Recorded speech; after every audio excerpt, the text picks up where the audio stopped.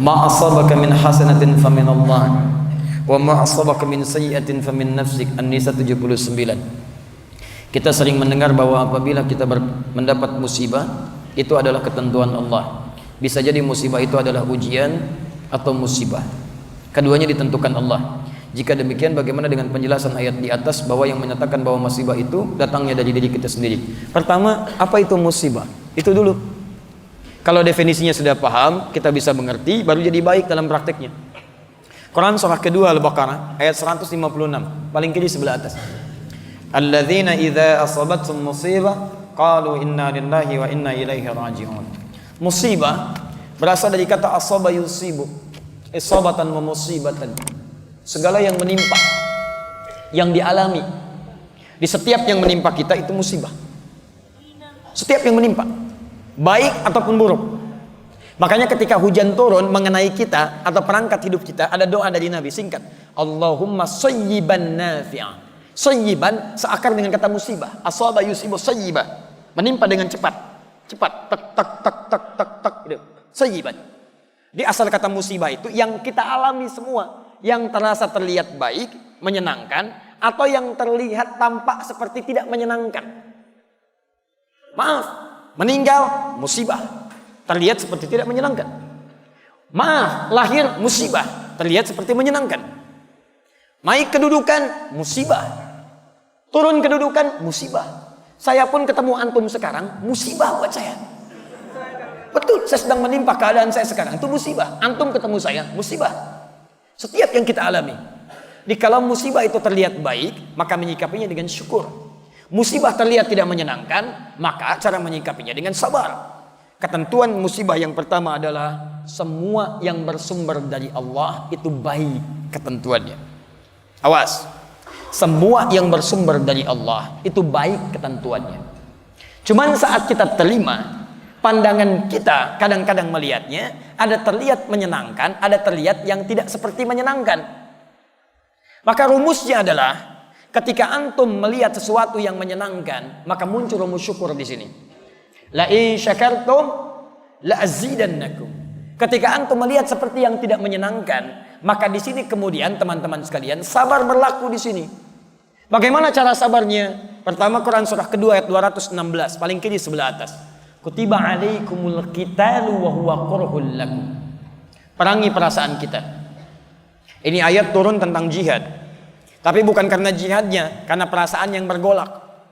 Ada perasaan, duh kok sekarang ya, bagaimana kalau nggak besok aja, aduh saya nggak siap. Ada ujian, dia merasa kurang menyenangkan. Maka kata Al-Quran, perangi itu. Bersikap positive thinking dulu, yang baik-baik. Ayat ini ingin mengatakan, maaf, kalau ada yang terlihat tidak menyenangkan, ujian-ujian yang membuat antum terasa berat, jangan mengeluh. Di Quran tidak ada ayat keluhan. Tidak ada ayat keluhan. Kalau ada satu ayat untuk mengeluh, maka saya orang pertama kali yang akan mengeluh. Perhatikan, sifat musibah sekalipun tidak menyenangkan, berat bagi kita teman-teman sekalian, dia diikat dengan ayat-ayat yang lainnya. Ayat pertama, Allah tidak akan titipkan musibah itu yang terasa berat kecuali bagi orang yang sanggup untuk mendapatinya. Tidak ada ujian di luar batas kesanggupan. Quran surah kedua ayat 286. La yukallifullahu nafsan illa. Tidak ada ujian kecuali sesuai dengan batas kemampuannya. Jadi kalau antum sekarang punya masalah berat luar biasa, itu artinya kenapa diujikan pada antum? Karena cuman antum yang mampu, yang lain tidak. Makanya tidak diujikan kepada saya, tapi dititipkan kepada antum. Karena cuman antum yang mampu, yang lain tidak. Kalau antum tidak mampu, mustahil Allah titipkan ujian itu pada antum. Karena cuman antum yang bisa. Jangan antum mengeluh mengatakan, ya Allah, kenapa mesti saya ya Allah? Ya Allah, why me? Kata Allah, why not? Kenapa tidak? Anda yang mampu. Jadi kalau Anda nggak mampu, mustahil dititipkan ujian kepada Anda. Jadi sudah jalani, alhamdulillah, terima dulu dengan sabar. Terima. Yang kedua teman-teman sekalian, setelah itu rumus yang kedua, setiap persoalan sesulit apapun akan bersanding dengan solusi yang semudah luar biasa. Persoalan paling sulit disebut dengan usrun. Solusi termudah disebut dengan yusrun. Ketika Allah menurunkan usrun, maka disandingkan dengan yusrun. Inna ma'al usri yusra. Fa inna ma'al usri yusra. Dalam setiap kesulitan ada kemudahan. Makanya ini rumus Quran, keluarkan dalam bentuk solusi psikologis. Begitu datang masalah, kalimat Quran tadi ramu dalam kalimat kita. Lihat kalimatnya, datang masalah pasti selesai. Saya pasti bisa. Saya pasti bisa, pasti selesai. Itu kalimat terjemahan yang bagus. Setiap ada kemudahan, setiap ada kesulitan, ada solusi, pasti selesai. Ini secara psikologi membuat kita lebih mudah. Jadi kalau antum sedang punya masalah, langsung hadirkan. Insya Allah saya mampu. Pasti selesai. Pasti selesai. Nggak ada persoalan yang nggak ada solusinya. Jadi ketika keyakinan itu ada, sekarang yang praktekkan orang Jepang. Orang Jepang lihat, ya maaf, ketika mereka punya persoalan, saya pasti bisa. Kamu bisa, kamu bisa. Taklukkan benteng, benteng Takeshi, mulai ditaklukkan. Pasti bisa, saya bisa, kamu bisa. Masya Allah, kamu bisa, kamu bisa. Itu yang dipakai orang-orang luar yang punya teori ya kita. Korea ingin nyusul Jepang. Dari mulai TK, ketika mereka mulai baris, mereka mulai keluar kalimat-kalimat. Harus lebih daripada Nippon, harus lebih daripada Nihon, lebih daripada Jepang, lebih daripada Jepang. Jepang bikin Honda, mereka bikin Hyundai. Kita menyebutnya Hyundai. Lihat cek, Jepang bikin ini, Korea bikin ini. Jepang maju dalam bola, Korea maju dalam bola. Semua disusul, semua disusul. Kamu bisa, kamu bisa. Yang punya teorinya kita, yang punya praktekan orang lain. Kalau sudah seperti itu teman-teman sekalian, terima dan lihat sifat yang ketiga. Setiap persoalan ada solusi. Yang ketiga, sifat Allah ingin menjadikan setiap solusi itu mudah kita dapatkan. Quran surah yang kedua ayat 185. Yuridullahu bikumul yusra wa la yuridu bikumul usra. Dengan persoalan itu Allah inginkan hidup kita jadi lebih baik, lebih mudah dibandingkan dengan sebelumnya. Prinsip yang ketiga, maaf, ujian itu diturunkan oleh Allah kata Al-Quran untuk meningkatkan kualitas hidup kita, bukan ingin membuat hidup kita bermasalah. Sebentar ya, sebentar. Anak SD kalau ingin lulus SMP, ke SMP, ujian tidak? Berarti ujian itu untuk menguji kemampuan dia supaya masuk ke SMP. SMP kalau ingin ke SMA, ujian tidak? Ujian itu bukan ingin memberikan beban, tapi ingin meningkatkan pengetahuan supaya pengetahuannya setara dengan SMA. Naik SMA ke kampus, demikian seterusnya. Jadi hukum kehidupan kalau ingin meningkat kualitasnya mesti lulus ujian. Saat antum diberikan masalah oleh Allah, itu artinya antum ingin dinaikkan kelasnya supaya lebih tinggi kelas dalam kehidupannya. Makanya ketika manhaj ini hadir dalam kehidupan kita, kalau ada masalah berat, berarti antum ingin diangkat setinggi-tingginya oleh Allah Subhanahu wa taala dalam tingkat yang terbaik dalam kehidupan. Karena itulah teman-teman, bagaimana cara menyikapi ujian? Sesuai pertanyaan ini, perhatikan baik-baik. Ma asabaka min hasanatin faminallah. Pertama, antum harus sikapi ujian itu dengan hasanah. Hasanah. Misal, maaf. Antum biasa ke masjid, diuji. Ujian ringan. Quran surah kedua ayat 214. Masathumul ba'sa. Tiba-tiba kasih hujan gerimis. Itu ringan. Orang Arab kalau ringan mereka katakan labas. Nazal matar, labas. Turun hujan nih. Enggak apa-apa, labas. Orang Indonesia labasa, satukan, labas. Lewat. Ringan. Kalau antum sudah mendapatkan yang itu, naik dharra. Hujan jadi deras. Masih berangkat enggak? Itu ujian. Kalau antum sikapi dengan yang tadi, Allah ingin naikkan kelas saya, berangkat pakai payung. Payung berangkat. Hujan lebih dahsyat lagi sampai banjir. Konon kabarnya sebagian dari Solo kemarin banjir, ya. Masya Allah, Allah berikan kemudahan insya Allah. Antum punya apa-apa, bantu mereka supaya keluar dari musibah yang kemudian tampak di hadapan kita itu. Ayo kemudian teman-teman sekalian, berangkat ke masjid, berangkat. Nah, cara antum menyikapi hujan turun dengan motivasi supaya tergerak tetap berangkat ke masjid, dengan gambaran Allah ingin naikkan iman saya, itu yang disebut dengan hasanah. Jelas? Tapi kalau antum itu sikapi, teman-teman sekalian, dengan sikap-sikap yang negatif, hujan turun, biasa ke masjid, tiba-tiba gerimis, antum mulai malas ke masjid. Kata istri, "Pah, ayo ke masjid." "Aduh, hujan mah, kan ada payung." Takut ria. Takut ria, Masya Allah. Takut ria. Baik, respon antum negatif yang tidak ingin ke masjid itu karena melihat ada situasi sebagai ujian padahal meningkatkan iman antum, maka disebut dengan sayyi'ah namanya. Sayyi'ah. Nah, kalau antum merespon dengan hasanah, itu bagian dari petunjuk Allah Subhanahu wa taala, tanamkan pada jiwa antum. Itu pilihan. Kalau antum ambil, berarti antum mengambil petunjuk dari Allah. Tapi kalau antum merespon dengan sayyi'ah, itu bukan dari Allah. Itu pilihan antum sendiri. Karena Allah kasih, antum gak ambil. Sifat hidayah itu selalu baik. Hidayah diberikan. Cuman persoalannya, maaf, tidak setiap orang yang diberi hidayah dia tidak mau mengambilnya. Tidak setiap orang yang diberikan hidayah, tidak semua mengambilnya. Contoh, kita diberi minuman nih. Minuman misal. Minuman itu diberikan, tapi apakah setiap yang diberi minuman mau mengambilnya? Sifat hidayah tidak pernah Allah tidak berikan. Semua orang hidup diberikan hidayah. Quran surah 29 ayat 69. Diambil, walladzina jahadu fina lanahdiyannahum subulana. Orang-orang yang mau mengambil hidayah kami, ayat itu mengatakan kami berikan, cuman mereka mau ngambil atau tidak.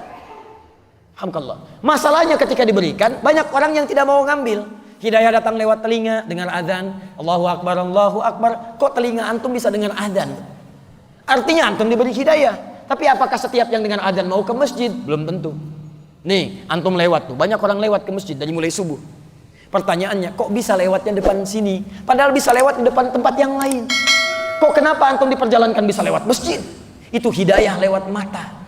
Cuman tidak setiap orang yang melihat masjid bisa mau ke masjid. Persoalannya maaf, bukan karena Allah nggak kasih, hasanahnya Allah kasih. Cuman respon kita apakah mengambil atau tidak, itu sikap antum. Kalau antum ambil, itu bagian dari petunjuk, yang diambil itu hasanah. Kalau antum tidak ambil, itu dari pribadi antum, namanya sayyi'ah. Makanya turun ayat dengan antum tadi tuliskan. An-Nisa ayat 79. Ma asawaka min hasanatin faminallah. Kalau diambil kebaikan itu, maka antum mengambil kebaikan dari Allah. Wa ma asabaka min sayyi'atin famin nafsik. Allah sudah kasih kebaikan, antum malah putuskan yang salah, maka itu dari pribadi antum sendiri. Jangan kaitkan kesalahan dengan ketentuan Allah Subhanahu wa taala, karena itu bagian dari pilihan antum berdasarkan ketetapan yang Allah telah tetapkan dalam kehidupan. Paham tentang ayat ini? Sekarang pilihan bagi kita, saya sudah menyampaikan ayatnya, sudah menerangkan hadisnya, sudah menjelaskan konsepnya. Tinggal antum ingin menjadi hasanah atau ingin masuk dalam bagian sayyi'ah. Maaf, kalau cuma berlomba untuk mendapatkan sayyi'ah, antum terlambat. Sudah ada Qarun yang duluan, sudah ada Fir'aun yang duluan, sudah ada Abu Lahab, sudah ada Abu Jahal, sudah ada abu-abu yang lainnya, yang semua sudah menjadi abu. Kalau antum ingin berlomba, antum ketinggalan. Saatnya kita berubah. Ayo, sekali lagi, bantu negara ini, bantu dunia saat ini yang sudah muncul banyak keburukan-keburukan, maksiat sudah di mana-mana, bahkan sudah berlomba dengan binatang telanjang, gak malu, wajar, gak punya takwa. Lihat delman keliling Solo, gak pakai celana, gak akan malu, biasa aja. Tapi antum berlomba ingin melepas pakaian-pakaian, antum ketinggalan teman-teman. Kalau cuma kontes melepas busana, binatang lebih jagoan. Makanya kita dibedakan dengan binatang menggunakan pakaian. Karena itu teman-teman sekalian, ayo kita tunjukkan. Akan muncul generasi sekarang yang kembali pada Al-Quran, dan wanginya sudah tercium karena setiap tempat majlis sudah mulai ramai. Al-Quran sudah bergema, rumah Quran sudah menyebar di mana-mana, dan itu terjadi di Indonesia, bukan di tempat-tempat negara-negara pada umumnya. Saya ingin kita tunjukkan pada dunia, kita berikan inspirasi dari Solo, sampaikan pada dunia bahwa subuh ini di Masjid MUI kita kirim sinyal pada dunia melalui stasiun Akhir TV.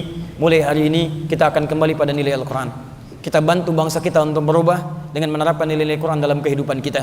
Matanya baik, telinganya baik, lisannya baik, ujung kakinya baik. Kita isi masa depan kita.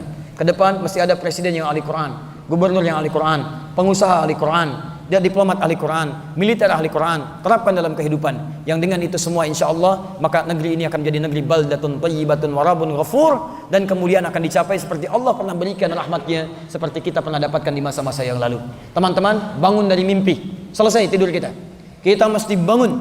Ayo yang pengusaha, kumpul dengan sesama pengusaha. Mulai dari Solo teman-teman sekalian, kumpul antum, pelajari Qurannya, turunkan hadisnya, kompak undang ustadznya, terangkan manhaj bisnis dalam Al-Quran, bangun supermarketnya, bangun segala kemuliaannya, hadirkan itu dalam kehidupan. Ayo yang politikus teman-teman sekalian, ayo yang ekonomis, ayo yang ekonom, ayo yang teman-teman yang lainnya, birokrat, diplomat, kumpul dengan sesamanya, dokter kumpul, militer kumpul, kaji bagaimana rumus-rumus diterapkan dalam kehidupan.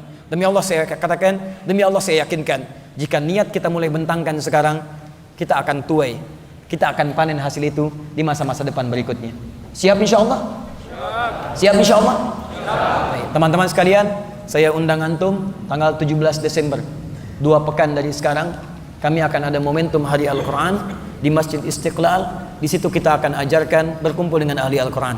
Ada yang maaf mungkin tidak bisa melihat, ada yang cuman aktivitasnya beca tapi ahli Al-Quran. Ada ahli Quran dari anak kecil, ada ahli Quran dari remaja, ada imam-imam Quran, ada orang dewasa ahli Quran, ada duta besar ahli Quran, ada tetangga dari Malaysia ahli Quran, ada teman-teman yang lain ahli Quran. Kita akan berkumpul di Istiqlal. Kami undang antum, mari menjadi bagian dari sejarah. karena kita akan berikrar dari Indonesia menuju ahli Quran, menuju negeri Quran. Kita akan kirim sinyal ke dunia dan berikrar menyemarakan Quran dalam kehidupan kita. Teman-teman, takbir. Takbir. Disitulah kita akan melihat, mungkin bukan kita pelakunya, kita hanya menginisiasi. Mungkin beberapa tahun ke depan kita akan menikmati saat kita ada di alam kubur dengan panggilan ya ayat Tuhan nafsul mutmainnah.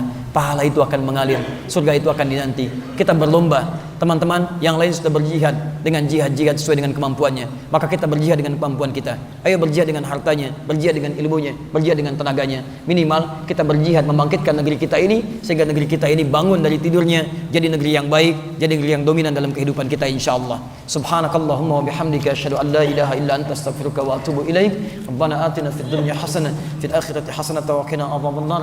Bifadlika subhanakallahumma wa bihamdika Allahumma ighfirli Allahumma ighfir lana ya rabbal alamin. Wa akhiru da'wana alhamdulillahi rabbil alamin. Wal 'afwu minkum. Assalamu alaikum warahmatullahi wabarakatuh.